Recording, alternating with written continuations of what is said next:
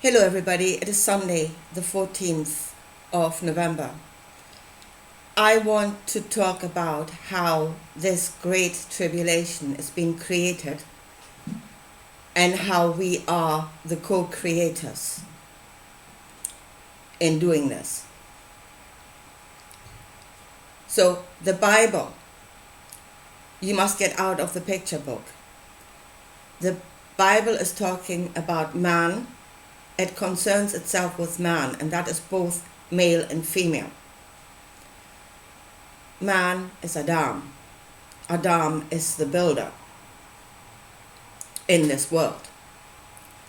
And that is both male and female, because it is talking about the energies inside of us, and they are the same in a woman and in a man. And it's concerning itself with the energies outside, the intentions that come toward us that we should serve.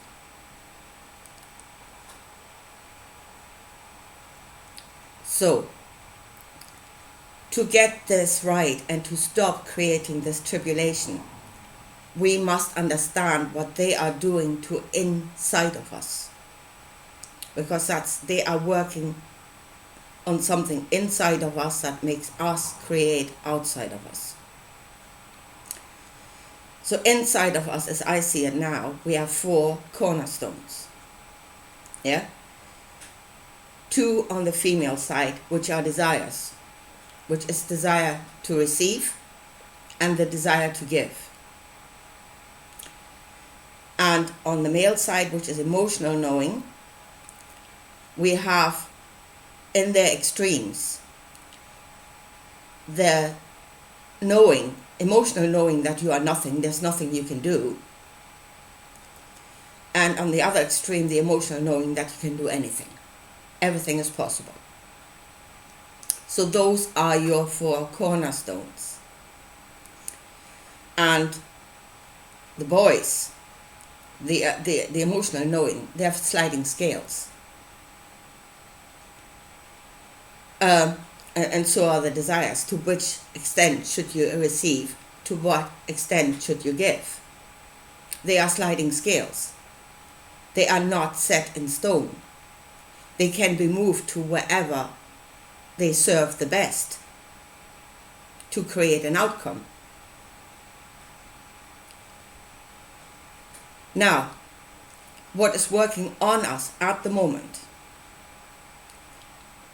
is the intention to rule over us, and whatever the will is must be done, and damn the consequences. As long as we rule over and get what we want. So that is what is that the intention, or to be ruled over, is not our natural self. We know we are free. We know we have the right to be free. Deep down we know that. So, in order to actually serve that intention, we must be out of our minds, so to speak. And they achieve that by creating imbalance inside of us, imbalance of our energies, which we are no longer of sound mind, because that is what those 4 cornerstones create our knowing. So if you take one of them away, we are imbalanced. We are no longer of sound mind. And then we can serve stuff that we really shouldn't serve. Now, if we get away from the depiction of, which is in the end a pyramid, with 4 cornerstones and a capstone, which is the intention, then, and we look at it as a tree, because it is more like a tree because it grows. We are growing. So what they do is they tie back one of the four branches, actually one or two, whatever serves them at the time. So we are not operating on the fullness of ourselves. Now, the branch that was tied back a long time ago was what I described in the video as Lilith. The desire to receive for ourselves. That was tied back a long time ago. That was tied down. And then the other branch that was tied down was the branch of the knowledge of anything is possible. So if Satan rules this world, we are operating on two settings. And that is the desire to give, the desire to serve. That is Eve. She's been elevated to the heavens above all other women. So we're operating on that. And the knowledge that we are nothing. So that is Satan ruling this world. Or we're being ruled through that knowledge. Satan is ruling inside of us. The knowledge that we're nothing is ruling inside of us, and according to that, we are creating this world. Have done for a long time. And it also created the impression of the world as the physical, Newtonian physics, or Darwinism, where you are nothing and you have nowhere to go. The world is created, you're trapped inside of it, and that's it.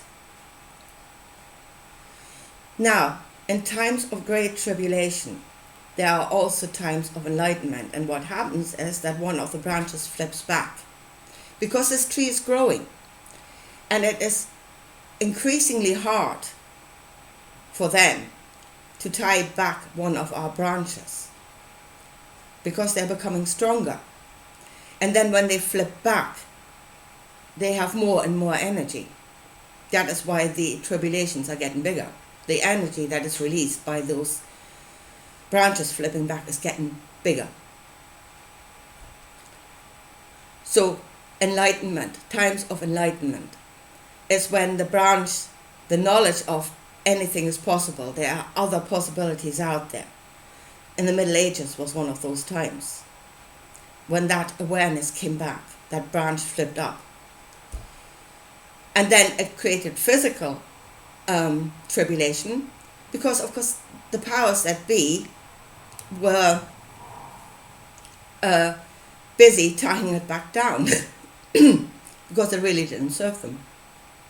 It doesn't serve the will to rule over you if you know that you've got possibilities.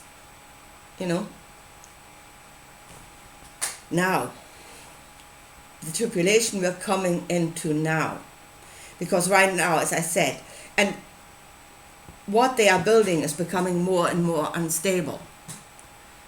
If we're operating on all four cornerstones, that would create a stable structure. 3 is not as stable as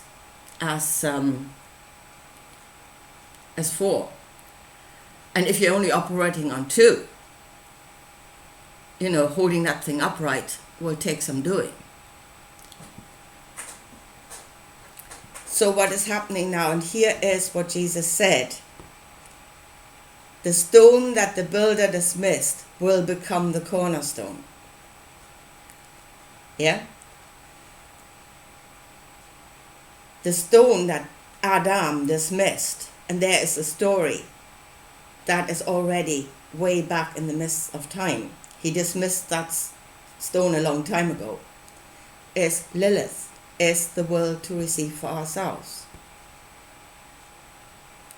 That is the 4th cornerstone. And it's not, it becomes the cornerstone, the most important one. No, it's not. It must operate within the whole to do good. But, folks, Lilith is coming home. The will, the desire to receive for self is coming home. And that branch has been tied down for so long, there is an awful lot of energy in there. And, or another way of saying it, hell has no fury, but that of a woman scorned. She's coming back with a vengeance.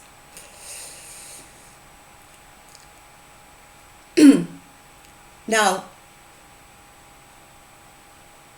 what happens next is depending completely on us. Yeah? Because that thing is coming back and it's carrying a lot of energy, but we are the masters. None of those 4 cornerstones should rule over us. They are our servants. So then we must not allow to be overcome by that energy. But we must put it in its rightful place and work it the way it is supposed to be worked. Receive for yourself,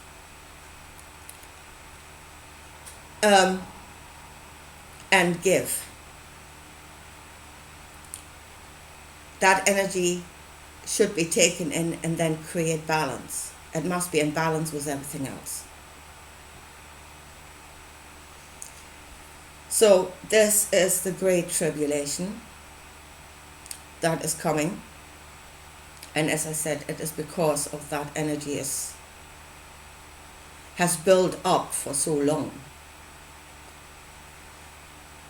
So, and she is fire, so when they say the world will be destroyed by fire, only if we let it. Out of an understanding of ourselves and ruling over this thing, we are the ones that should prevent.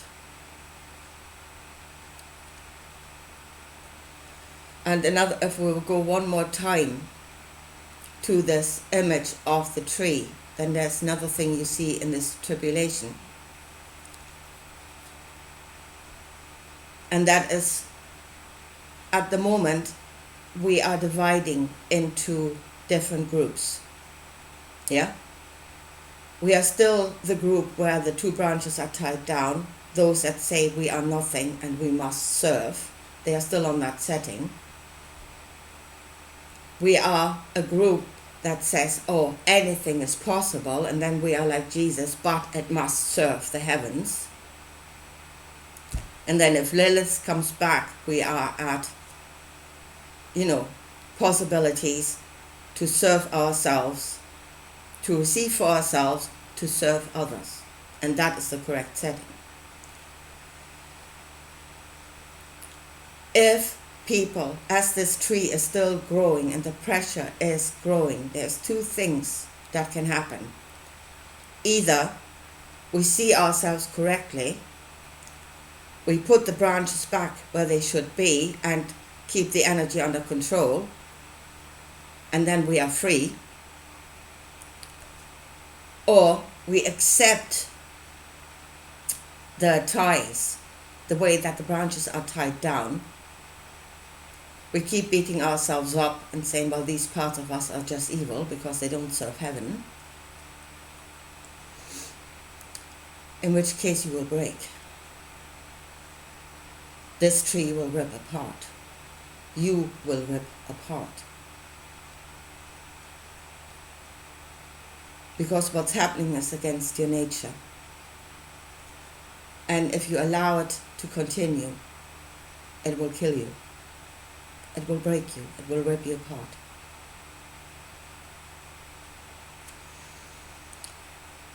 So, this is how I see it now, and this is how I see what is happening. So if you look at this knowledge of the Bible and you look at this world, the characters in the Bible either depict a depiction of the energies within yourself, which is Eve, Lilith, Satan, and Lucifer, or they depict forces from outside, angels and demons, intentions that work with what's inside of you naturally, or demons' intentions that go against what is naturally inside of yourself. In which case you must change what is inside of yourself. And if you do that, sooner or later you will break. And so that is either that, or it depicts real characters, but then they are a depiction of those forces.